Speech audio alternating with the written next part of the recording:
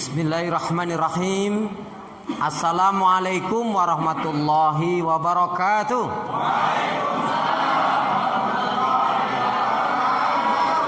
Yang menjawab salam dengan kompak, semangat saya doakan semoga dimudahkan, dilancarkan rezekinya.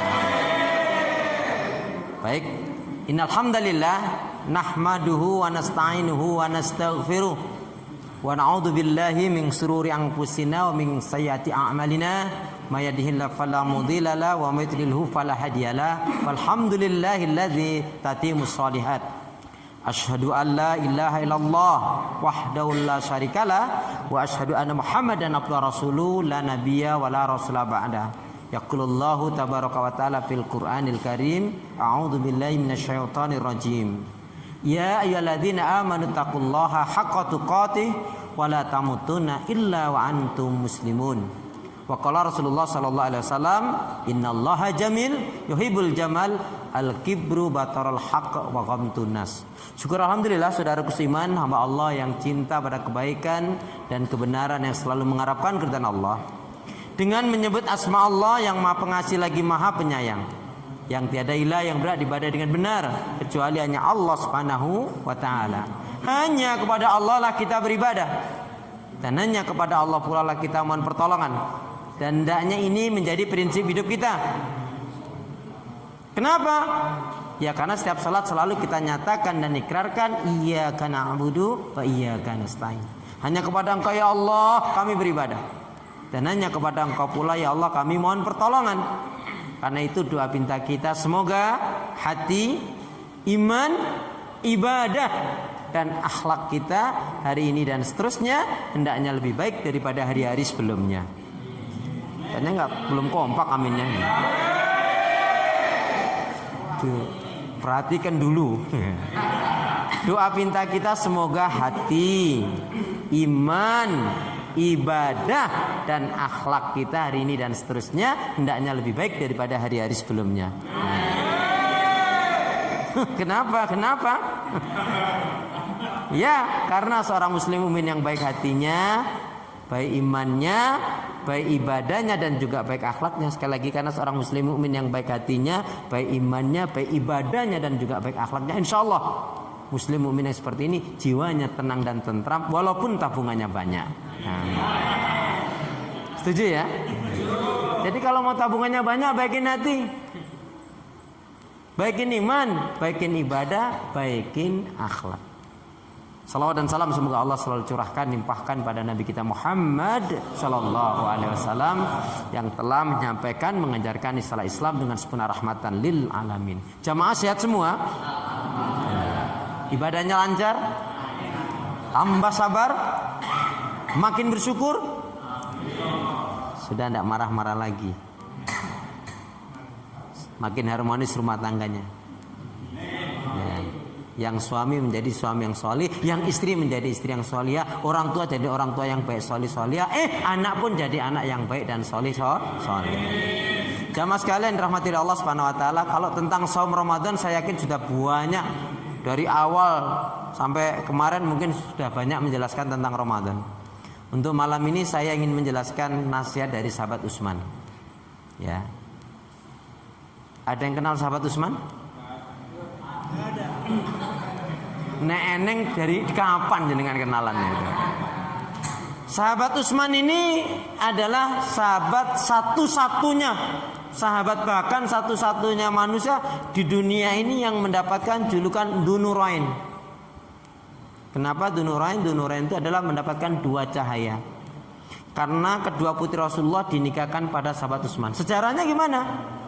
Sejarahnya sebelum datangnya Islam atau sebelum sempurnanya Islam, proses Islam sempurna itu, masa-masa jahiliyah itu seorang laki-laki dia bisa menikahi 3 sampai 5 kakak beradik sekaligus. Dia ada seorang laki-laki, orang tua punya anak 3 perempuan atau 5 perempuan, itu di zaman jahiliyah bisa dinikahi sekaligus oleh satu laki-laki. Tapi datangnya Islam itu dihapus. Maka dinikahkanlah sahabat Utsman dengan putrinya, yaitu Ibunda Ruqayyah. Ibunda Ruqayyah meninggal. wafat. Ya. Dalam kesedihan itu Rasulullah mengatakan, maksudnya, wahai Utsman, kamu tidak perlu sedih. Aku akan nikahkan putriku jika engkau berkenan. Ya tentu ya Rasulullah. Maka dinikahkan. Maka dalam Islam itu yang diperbolehkan yaitu turun ranjang atau naik ranjang. Nah, yang kasihan kalau jatuh dari ranjang tinggi lagi. Wis kemeng tenan nek gitu. Nah, jamaah sekalian rahmati Allah Subhanahu wa taala. Yang kedua, sahabat Utsman mendapatkan julukan As-Sakha. Ada yang tahu artinya As-Sakha? As-Sakha itu adalah sangat dermawan. Buktinya apa? Beliau sahabat Utsman kalau berbisnis untung 1 juta. Ini hanya untuk memudahkan bahasa saja. Kalau beliau berbisnis untung 1 juta, maka yang 600-700 ribunya diinfakkan fisabilillah. Wahai istriku, wahai sayangku, hari ini aku untung 1 juta sayang. Tapi yang 600-700 ribunya aku infakkan, aku sedekahkan di jalan Allah. Gimana jawaban istrinya? Loh mas kok namung seminten toh? Mesti orang Jawa itu. Loh kok cuma segitu toh? Kenapa nggak kau tambahkan lagi? Lah uang kita yang kemarin masih kok. Kira-kira saja bapak, ibu, kalau bapak bilang gitu sama istri panjenengan, gimana tanggapan istrinya? Bu, gimana bu?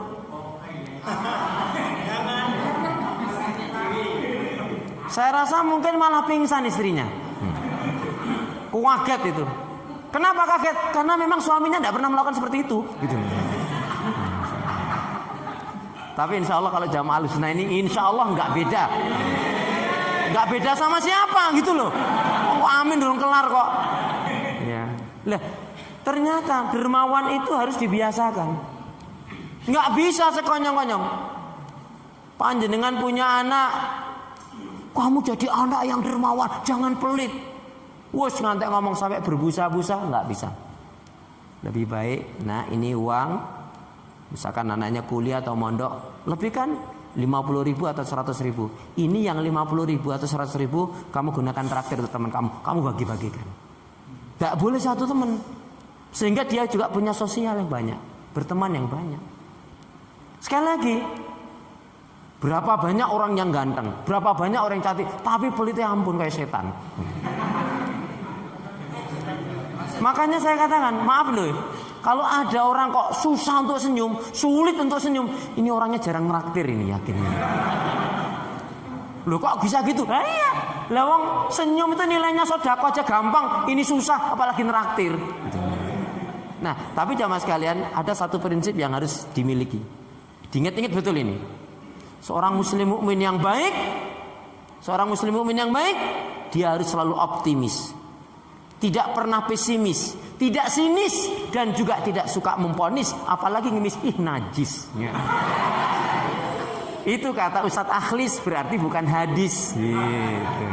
Neng apa ya dipakai boleh. Tapi sekali lagi kedermawanan itu mulai kita biasakan. Kalau nggak bisa.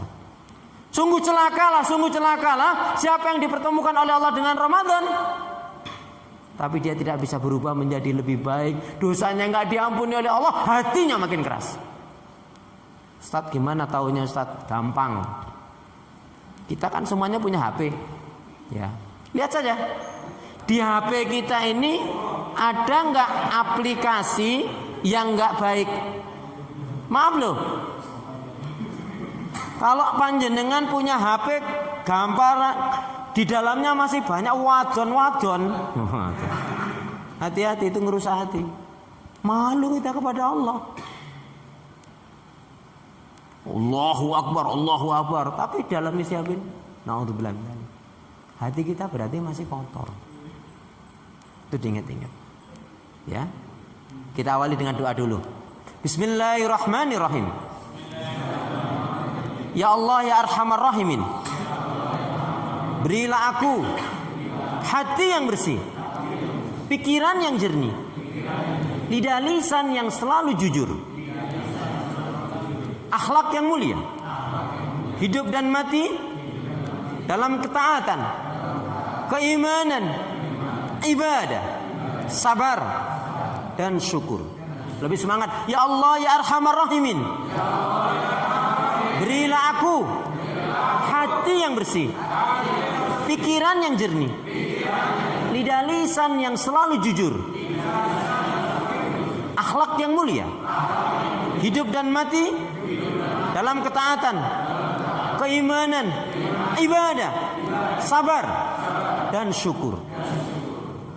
Amin. As-sakha, dermawan. Sekali lagi kedermawanan itu saya ingin katakan pada bapak-bapak khususnya kaum laki ini, jangan Anda menjadi orang yang sok sial. Sok sial itu maksudnya gimana toh? Sok sial itu maksudnya dia kalau sama teman-temannya, wah suka nraktir. Paweh banget sama giliran sama istri sama anaknya pelit nyambun. Itu namanya sok sial. Ya. Kenapa? Karena sedekah yang terbaik itu adalah untuk istri dan anak. Setuju Bu? Gak setuju kebangetan itu. Iya, sebaik-baiknya sedekah adalah yang diberikan oleh suami atau seorang ayah kepada istri dan anaknya. Ya. Nah, apa nasihat sahabat Utsman radhiyallahu anhu? Beliau mengatakan yang pertama, hendaknya kalian selalu takut dan khawatir. Hendaknya kalian selalu takut dan khawatir jika harta, ilmu, umur, kesehatan, kesempatan dan kenikmatan yang Allah berikan kepada kalian tidak diberkahi, tidak diridhoi, tidak dirahmati oleh Allah. Ya Allah, itu kaitannya juga dengan doanya, inspirasi dari doanya Nabi Ayub. Ada yang tahu inspirasi dari doanya Nabi Daud? Bagi jamaah yang bisa jawab dengan benar nih, hadiahnya umrah bayar sendiri. Jadi kalau sahabat Utsman mengatakan maksudnya hendaknya kalian selalu takut dan khawatir jika harta, ilmu, umur, kesehatan, kesempatan dan kenikmatan yang Allah berikan kepada kalian tidak diberkahi, tidak diridha, tidak dirahmati oleh Allah. Ini nasihat mengajarkan kepada kita agar kita pandai bersyukur. Kaitannya dengan syukur, saya yakin jamaah udah ngerti. Tapi yang ingin saya tanya bukan syukur itu apa, tapi yang saya tanyakan hakikat syukur. Apa itu hakikat syukur? Sampai enggak ngerti, enggak tahu, nanti saya kasih tahu deh. Ayo pura-pura mikirnya jangan terlalu lama. Apa hakikat syukur? Udah nggak usah lihat kiri kanan. Loh, gimana? Rasulullah menyatakan dengan nasihat kalau kita praktekkan, masya Allah berkah. Kalau kalian diberi kebaikan, kesenangan, kenikmatan, bersyukur. Tapi kalau kalian diuji dengan yang tidak menyenangkan, bersabar. Nah, kalau syukur kan diyakini dalam hati, diucapkan dengan lisan, dibuktikan dengan amalan. Kalau betulnya rezeki ya digunakan. Itu syukur. Tapi hakikat syukur apa? Ayo pura-pura mikirnya jangan terlalu lama. Apa hakikat syukur? Kalau ayatnya sudah hafal semua. Fabi ayyi ala'i rabbikuma tukadziban. Satu ayat Allah ulang-ulangi sampai 31 kali. La in syakartum la azidannakum wa la in kafartum in adzabi lasyadid. Wah, apa ayat ini? Kalau kalian mensyukuri nikmat-nikmatku, kata Allah, Allah akan tambah berkah karunia-Nya. Kalau kalian kufur, sungguh azabku amatlah pedih. Syukur itu nikmat. Semakin bersyukur, semakin nikmatnya ditambah. Yang hebat lagi, ayat ini jarang diungkap dalam surat An-Nisa ayat yang ke-147. A'udzubillahi minasyaitonir rajim. Ma yaf'alullahu bi'adzabikum in syakartum wa amantum wa kana Allahu syakiran alim. Tidaklah Allah akan menyiksa kalian. Atau Allah tidak akan menyiksa kalian, tidak akan mengazab kalian jika kalian benar-benar bersyukur dan beriman kepada Allah. Nah, kembali lagi, hakikat syukur itu apa? Ternyata hakikat syukur itu aktif. Hakikat syukur itu adalah selalu berusaha ikhtiar meningkatkan kecintaan, keimanan, ketaatan, kebaikan, ibadah dan amal soleh. Sebabnya apa? Sebabnya orang tuh kalau nggak bersyukur, satu, dia akan kufur. Orang nggak bersyukur, dia pasti kufur. Kalau nggak, dia nggak bersyukur, dia akan sombong. Kalau dia nggak bersyukur, dia akan kikir. Maaf ya, kalau orang miskin sombong nggak pantas. Pertanyaannya, kalau orang kaya sombong pantas nggak? Ya nggak pantas, kurang ajar. Orang kaya itu harusnya dermawan. Satu orang itu kalau nggak bersyukur tadi apa? Dia kufur. Kalau nggak bersyukur dia sombong.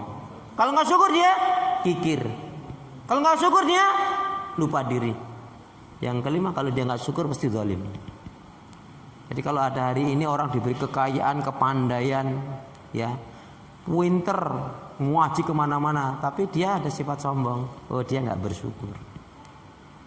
Duitnya banyak, tapi pelitnya, berarti dia bukan orang kaya. Karena hakikat kaya yang sebenarnya dalam Islam, yang orang yang punya uang, hartanya banyak digunakan untuk fisabilillah. Itu orang yang kaya dalam pandangan Allah. Jadi kalau orang punya ini, wah bangga, enggak bangga. Makanya kita berdosa Bapak Ibu kalau bercerita mengagumi tentang kehebatan atau kekayaan orang kafir. Kita ceritakan sama orang lain, itu kita berdosa. Kecuali ada tambahan. Contoh gini, Korun itu hartanya luar biasa sekali. Sayangnya dia kafir, sayangnya dia tidak beriman. Tapi kalau kita hanya menceritakan tentang kekayaannya, tentang kelebihan dan sebagainya, berdosa tidak boleh. Nanti antum belajar itu dalam surat At-Taubah. Nah, kembali kepada tadi hakikat syukur ya, selalu berusaha meningkatkan keimanan, kecintaan, ketaatan, ya, kebaikan ibadah dan amal soleh. Jadi semangat terus. Kenapa? Kita semangat mati, tidak semangat mati. Tapi alangkah baiknya semangat kita dalam kebaikan ibadah dan amal soleh, sehingga mati kita pun insya Allah husnul khatim. Jamaah sekalian ya, kalau udah bicara semangat itu, siapa yang paling semangat? Imam Bukhari. Gurunya, ustadznya, syekhnya nggak banyak, melainkan tidak kurang mencapai 1080 orang. Nggak banyak sih, tapi nggak sombong. Imam-imam yang lainnya punya majelis ilmu itu sampai ratusan majelis ilmu, nggak sombong. Ini gurunya baru 1-2 orang, baru ngerti sunnah, wah nyalah ke sing liyane. Padahal belajarnya dari kitab tarjamah saja, masya Allah. Hati-hati. Nauzubillah nih. Ini nasihat yang pertama, mengajarkan kepada kita agar kita pandai bersyukur. Coba aku nak tanya, kalau kita belajar bersyukur itu dari Nabi Sulaiman atau dari Nabi Daud? Nabi Ayub itu sabar. Ini syukur. Ya, kita belajar syukur itu dari Nabi Sulaiman atau dari Nabi Daud? Hah? Ya. Kita belajar syukur itu adalah dari Nabi Sulaiman, Nabi Daud dan semua nabi yang lain. Toh? Iya toh? Loh, nabi yang lainnya bersyukur kok. Ini akhir Ramadan ya, semangat ya Pak ya. Loh, ini semakin akhir harusnya semakin semangat. Kalau ibaratnya kita mau jokin final, jangan ngelungkruk, gedundak-gedunduk, keluar-kelurul, ngapa itu? Semangat malahan. Ini kan kalau baca Quran belum hatam nih, masih ada waktu. Gimana? Aduh, kayaknya nggak hatam deh. Kayak sedih banget. Padahal tahun-tahun kemarin juga nggak hatam. Astagfirullahaladzim. Tapi insya Allah jamaah di sini adalah hamba Allah yang solih dan solihah. Amin. Nasihat yang pertama, pandailah bersyukur. Orang yang bersyukur tidak pernah berkeluh kesah. Bahkan selalu husnudzan. Orang yang bersyukur itu selalu bersangka baik pada Allah. Udah usaha, udah ikhtiar. Inilah menurut Allah, qadar Allah sekian sudah. Orang bersyukur itu mesti punya sifat qanaah. Makan pakai tahu tempe, alhamdulillah. Yang penting nggak tiap hari, kan begitu. Masalahnya kalau makan pakai tahu tempe tiap hari bisa mengakibatkan darah tinggi. Oh iya loh, ini lagi itu muncul. Ini nasihat yang pertama. Nasihat yang kedua, beliau mengatakan hendaknya kalian selalu takut dan khawatir. Hendaknya kalian selalu takut dan khawatir jika amal ibadah kalian tidak diterima oleh Allah. Sahabat Nabi itu kalau beribadah hitung-hitungan nggak? Hitung-hitungan nggak? Hitung-hitungan. Dihitung betul. Tapi cara ngitungnya beda dengan kita. Ibarat gelas Sahabat Nabi itu dalam amal ibarat gelas, itu seolah-olah dianggap gelasnya itu tidak pernah penuh, kosong terus. Lah mergane ini kok gelas kosong, ya kudu diisi. Sehingga tidak pernah terpesona mengagumi dengan amalnya. Tapi ngitung, bekal saya untuk akhirat di mana? Pantas nggak saya ini masuk surga? Padahal jelas-jelas sudah dijamin masuk surga. Tapi ibadahnya kok ngalang-ngalain kita yang nggak dijamin masuk surga. Itu sahabat Nabi. Padahal sudah jelas dijamin masuk surga. Tapi ibadahnya kok ngalang-ngalain kita. Apa rahasianya? Alladzi khalaqal mauta wal hayata liyabluwakum ayyukum ahsanu amala. Dialah Allah yang menjadikan kematian dan kehidupan itu sebagai ujian bagi kalian manusia agar diketahui siapa yang terbaik. Ya hatinya, ya imannya, ya ibadahnya, ya akhlaknya, ya kejujurannya, ya dakwanya, ya jihadnya, ya keikhlasannya, ya kesungguhannya, ya semangatnya, ya ketaatannya, ya zuhudnya. Semuanya mau yang baik. Perkataannya, pemikirannya. Sehingga yang ada itu apa? Baik. Faidah faraq tafangsab wa ila rabbika faraq. Coba aku nak tanya pada jamaah sekalian. Kalau kita mau masuk surga kan kita harus tahu kunci kebaikan. Nah, pertanyaan saya, apa itu kunci kebaikan? Udah nggak usah lihat kiri kanan. Apa itu kunci kebaikan? Ibadah. Ya, jawabannya cukup baik tapi kurang lengkap. Anda boleh mencoba lagi. Apa itu kunci kebaikan? Halo? Udah ikutin saya. Bismillahirrahmanirrahim. Kunci kebaikan. Kunci kebaikan. Hendaknya kita selalu menyibukkan diri dalam kebaikan, ibadah dan amal salih. Wa idza faraqta fansab wa ila rabbika farghab. Selesai dari kegiatan satu kegiatan yang lain, dari aktivitas satu ke aktivitas yang lain, tetap dalam lingkaran ibadah. Itu kunci kebaikan. Selalu menyibukkan diri dalam kebaikan, ibadah dan amal soleh. Kenapa? Sebab kalau kita tidak selalu menyibukkan diri dalam kebaikan, ibadah dan amal soleh, maka syaitanlah yang menyibukkan kita dalam maksiat dan dosa, itu pasti. Nasihat ini apa? Hendaknya kalian selalu takut dan khawatir jika amal kebaikan ibadah kalian tidak diterima oleh Allah. Nasihat ini mengingatkan, mengajarkan kepada kita agar kita betul-betul selalu perhatikan ibadah kita kaitkan dengan 5I. Tentunya tidak malam ini saya uraikan, tapi saya hanya sebutkan. Ibadah itu yang sempurna sebaiknya dikaitkan dengan 5I. Yang pertama adalah ilmu. Harus pakai ilmu. Kenapa? Jangankan masalah dunia, jangankan masalah ibadah, masalah dunia saja kita harus ngerti ilmunya. Maaf nih contohnya, seorang wanita, anak gadis, nggak pernah masak, nggak ngerti. Wong disayang, dimanja sama bapak ibunya. Begitu dia nikah, dia ikut suaminya, katakanlah bulan Ramadan, Allahnya nggak pernah masak. Suaminya bilang, sayang, aku pingin loh dibuatin kolak biji salak. Ya mas, katanya gitu. Pagi hari suaminya pergi kerja, entah ke kantor, entah ke PT atau ke pabrik, istilahkanlah itu. Istrinya pergi ke pasar beli salak. Dia udah senang karena salak lagi murah, 12.000 udah bagus itu. Nah, lah cuman berdua aja, setengah kilo aja lah belinya. Udah mulai jam 2 dimasak, dikupas itu salak. Diambil bijinya, direbus dari jam 2 sampai jam 5. Angger entek banyune tuambah meneh terus. Udah terakhir pokoknya kasih santan, kasih gula, kasih pandan, ya. Udah, kemudian kasih garam dikit dah. Suaminya datang. Gimana sayang? Udah lama, sudah dari tadi. Akhirnya duduk nunggu azan.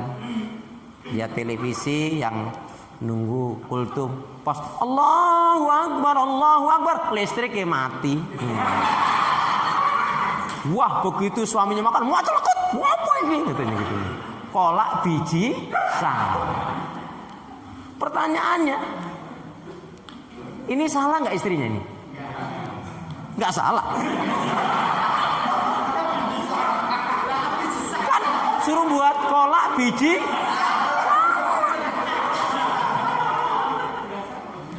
Loh, ini kan masalahnya ilmu kan. Istilah kolak biji salak itu kan hanya istilah. Ora tenan biji salak. Watos tenan no. Nah, artinya apa? Dalam ibadah ini bukan karena gemebiar meriah banyaknya, tapi benernya. Ya, ibu-ibu ini masak buahnya tapi nggak enak ya nggak kemakan. Bapak-bapak kalau umurnya sampai tuir tapi nggak ada kebaikannya untuk apa? Udah tua omongannya kasar, udah tua, nyebelin. Nah kalau sudah umur 60-an, 50-60-an ke atas, nggak tampak kebaikannya, masih bandel aja, terus kapan tobatnya itu? Tapi insya Allah di sini hamba Allah yang solih dan solihah. Harus pakai ilmu kalau ibadah itu. Kaji Quran, kaji hadis Nabi. Jangan katanya orang umur sudah 50 ke atas 60, sholat takbir aja masih nggak bener. Takbir itu kan Allahu Akbar sebahu, Allahu Akbar setelinga. Tapi masih banyak loh kita temukan takbir Allahu Akbar. Nggak ada kan. Meletakkannya juga ala sadr itu ada dua pendapat, di dada atau di ulu hati. Jadi yang sholat meletakkan tangannya di perut itu tidak ada tuntunan Nabi itu. Ngirit banget Allah Akbar. Ya udah itu. Raniak gitu. Harus pakai ilmu. Hadisnya solu kama ra'aitumuni usolli. Salatlah kalian sebagaimana kalian melihat aku salat. Jadi ibadah itu harus kaitannya dengan ilmu. Ayatnya jelas, wala taqfu ma laisa laka bi ilm, inna sam'a wal basara wal fuada kullu ulaika kana anhu mas'ula. Surat Al-Isra 17 ayat 36. Jangan kalian melakukan amalan ibadah yang tidak kalian ketahui ilmunya. Karena sesungguhnya pendengaran, penglihatan dan hati itu semua akan diminta pertanggungjawab oleh Allah Subhanahu wa taala. Tentang wudu jelas. Ketika ada seorang sahabat, Assalamualaikum, ulangi sholat kamu, Allahu Akbar, ulangi, Allah, ulangi. Ya Rasulullah gimana maksudnya? Lihat tuh, perhatikan tuh. Mata kakimu kok tidak kena air. Berarti wudu juga harus benar. Wud, siapa sengaja gitu. Ya, jadi harus pakai ilmu. Saya nggak ngurai loh, ini hanya nyebut saja ini.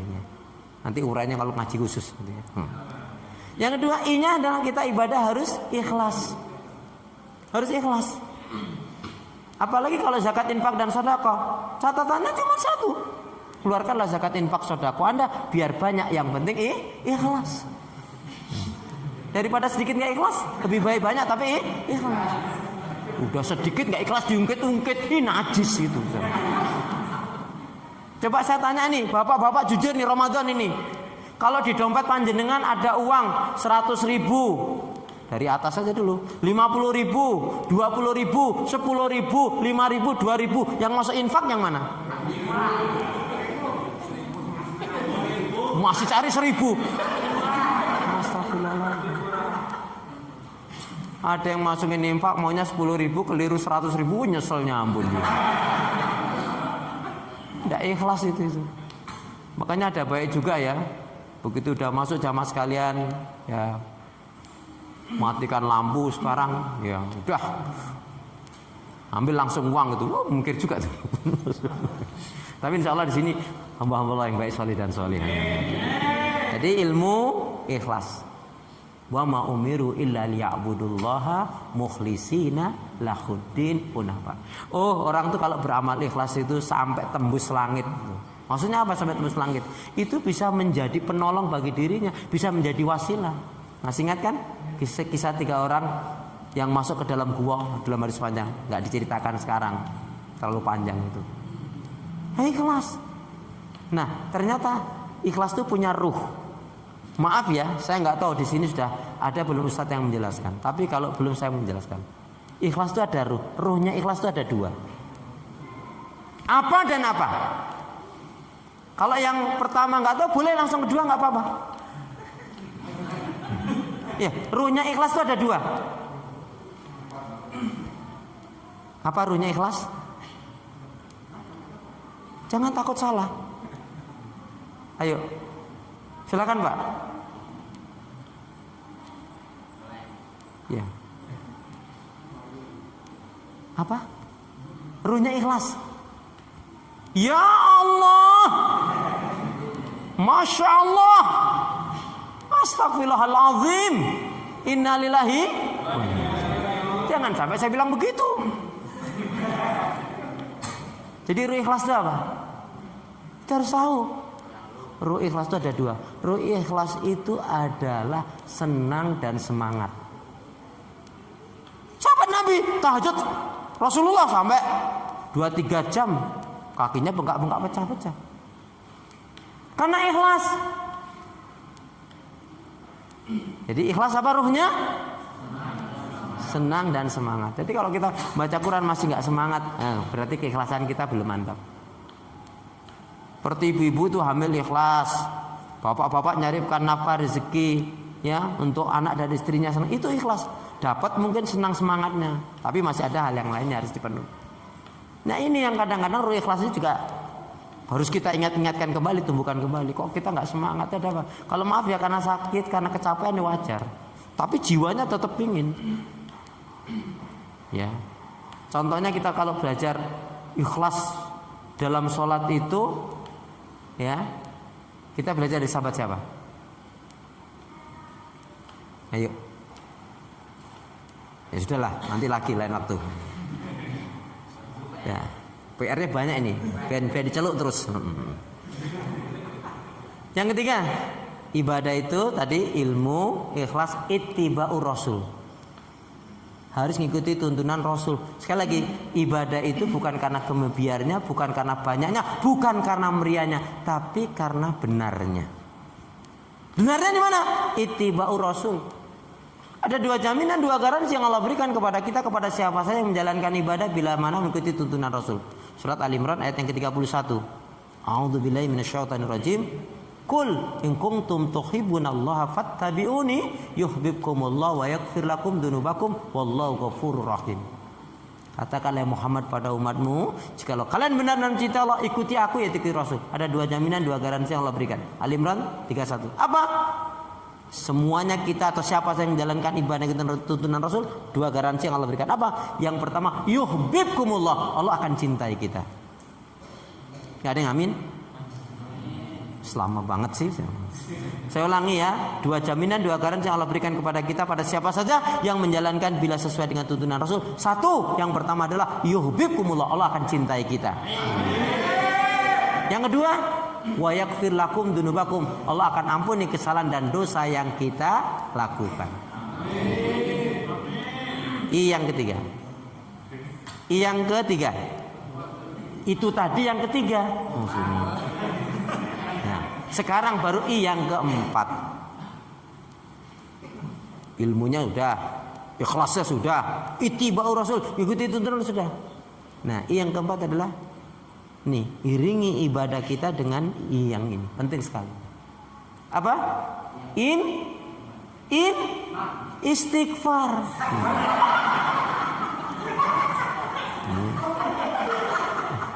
Jadi ibadah itu harus diiringi dengan istighfar.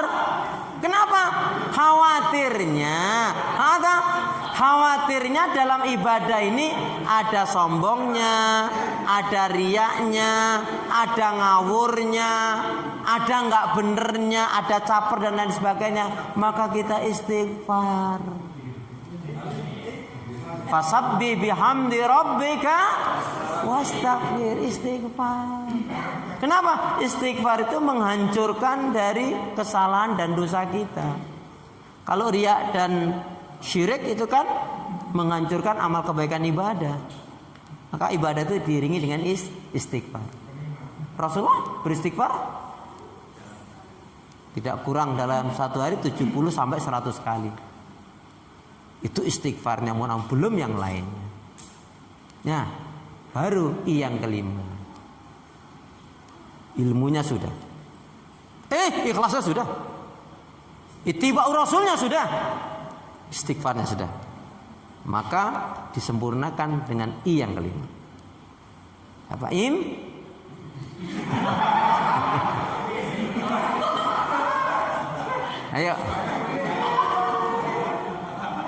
Ayo. dengan istiqomah. Qala Rasulullah sallallahu alaihi wasallam, ahabul a'mal ilallahi ta'ala atwamuha wa in qalla. Al-Bukhari.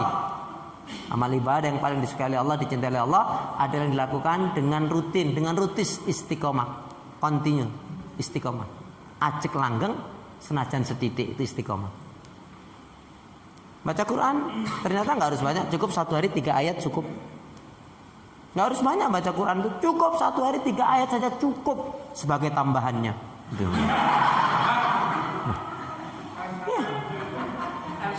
Gitu ya. Ya sebelumnya mungkin sudah dapat 3-5 lembar, 10 lembar, nah tambahnya 3 ayat, nggak pakai tambahan nggak apa-apa. Istiqomah ya. Nah mudah-mudahan ada hikmah dan manfaatnya buat kita semua. Ini menjelang akhir habis Ramadan ini semakin harus semangat. Ya, gitu. Nah, nggak semangat mau apa tadi? Kelungkruk terus tidur nggak habis-habis, nggak bosan-bosan. Jangan neket, jangan pura-pura semangat ya, betul-betul semangat. Nah, kita udah ngerti ruhnya ikhlas kok. Wow. Bi kemana Bi? Masjid. Masa kan mantap. Bi adzan Bi. Astagfirullah. Baik kita berdoa. Bismillahirrahmanirrahim. Ya Allah ya Arhamar Rahimin. Tetapkanlah aku dan keluargaku untuk istiqomah di atas petunjuk hidayah-Mu. Dan jauhkanlah segala keburukan dan fitnah yang merusak rumah tangga dan menyebabkan mati su'ul khatimah. Ya Allah ya Arhamar Rahimin, tetapkanlah aku dan keluargaku untuk istiqomah di atas petunjuk hidayah-Mu. Dan jauhkanlah segala keburukan dan fitnah yang merusak rumah tangga dan menyebabkan mati su'ul khatimah. Aminnya mana? Baik, semoga ada manfaatnya. Subhanakallahumma bihamdika asyhadu an la ilaha illa anta astaghfiruka wa atubu ilaik. Punya niat yang baik hendaknya segera ditunaikan. Beramal soleh janganlah ditunda-tunda, ikan sepat ikan gabus, lebih cepat lebih bagus. Karena ini Ramadan, ingat malam hari ada tarawih. Kalau nggak Ramadan pagi ya, malam hari ada tahajud, pagi hari ada duha, Al-Quran dibaca, dipelajari, dipahami, diamalkan. Jangan malas ibadah. Jangan marah-marah, perbanyak sedekah, dan jangan ada dusta. Pandangan mata selalu tersalah, pandangan nafsu selalu melulu, pandangan hati itu yang hakiki. Jika hati itu bersih karena pancaran nur ilahi Rabbi. Hidup tak selamanya indah, langit tak selalu cerah, burung irian, burung cendrawasih. Cukup sekian, terima kasih. Wassalamualaikum warahmatullahi wabarakatuh.